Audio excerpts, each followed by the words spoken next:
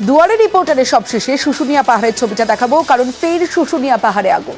পড়ে থাকা শুকনো পাতায় আগুন লাগে, ধোঁয়ায় ঢেকে যায় গোটা এলাকা।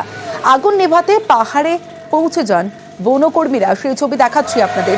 ফের শুশুনিয়া পাহাড়ে আগুন। সরাসরি চলে যাব, আমার সঙ্গে প্রিয়ব্রত রয়েছে। প্রিয়ব্রত, প্রশ্ন হলো যে এই আগুন লাগলো কিভাবে?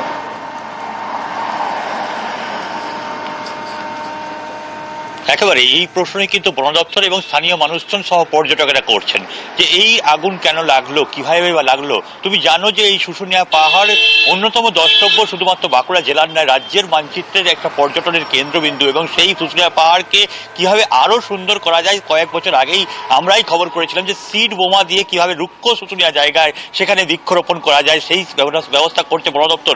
সেই শুশুনিয়া পাহাড়ে আগুন লেগেছে।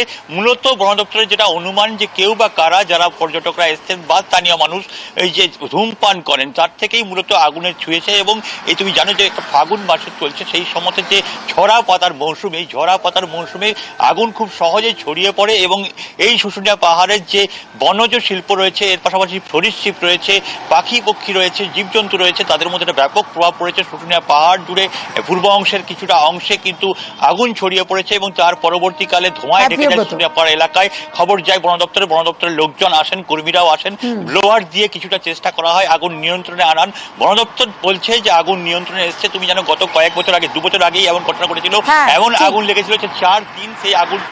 ঠিক ঠিক ঠিক প্রিয়ব্রত, আমরা ধোঁয়া দেখতে পাচ্ছিলাম। সকালবেলা যখন উঠে স্নান করতে যাই ভোরে, তখন দেখলাম যে পাহাড়ে ধোঁয়া বেরোচ্ছে। সে সময় আগুনটা একটু দেখাচ্ছিল, মানে একটু বলতে আমরা যেটা দূর থেকে একটু দেখতে পাই, সেটা সামনে গেলে বিভৎস। নিশ্চয়ই মাচিস টাচিস বিড়ি খেয়ে ফেলে দেয় বা কোনো কারণে হয়তো আগুন লেগেছে, কিন্তু এটা নিয়ে আমরা খুব আতঙ্কে থাকি। আমরা তো এখান কতটা এরিয়া জুড়ে আগুনটা লেগেছে? এরিয়া তো লেগেছে আমার হেক্টর খানেকের মতো, 1 হেক্টর জায়গা জুড়ে। আচ্ছা, এখন পরিস্থিতি কিরকম? Under control. আচ্ছা, এই ধরনের আগুন কেন লাগছে, কি মনে করছে? আমরা তো সচেতনমূলক এখানে সমস্ত প্রোগ্রামগুলো করছি, তবু আমরা চেষ্টা করছি কোন দুষ্কৃতি বা কারা এগুলো করছে, তো আমাদের লক্ষ্য নজর আছে, এগুলো ধরা পড়লে তার ব্যবস্থা আছে।